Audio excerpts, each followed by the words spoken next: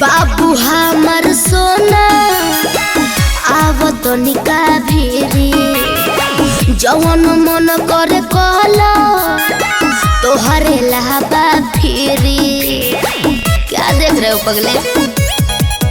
ए बाबू हमर सोना आवत निका भेरी जवन मन करे कहला तोहरे लहबा फेरी।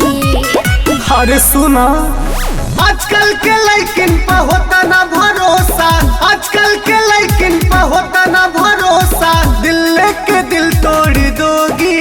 अरे ये क्या कहता है? आज माँ जमार के करे जा कल साथ मेरा छोड़ दोगी।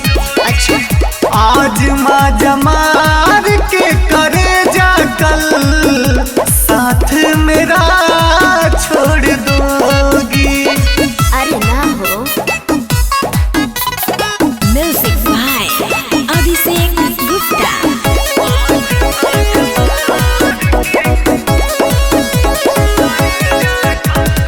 अब हमरा पासे कर हबे सवाल सोच काहे बानी बेकरार हो होता गुदगुदी बदनिया में हमरो एक मिटा गइया रहो।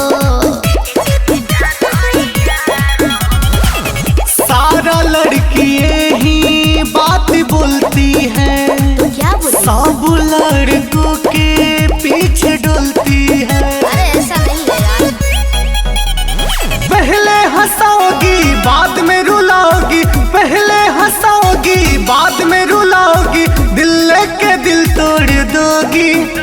ऐसा कभी नहीं। आज माँ जमार के करे जा कल साथ मेरा छोड़ दोगी। विश्वास करो। आज माँ जमार के करे जा कल साथ मेरा छोड़ दोगी।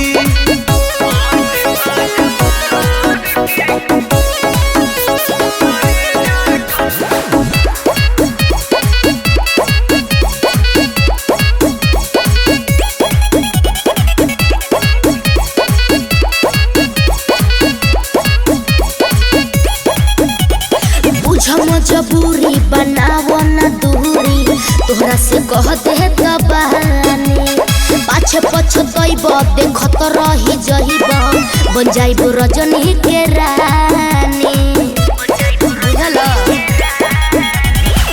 सब बेवफाओं का ही काम है, इसलिए प्यार बदनाम है।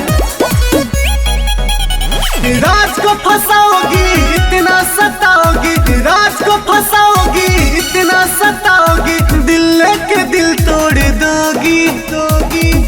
आज माँ जमार के करे जा कल साथ मेरा छोड़ दोगी।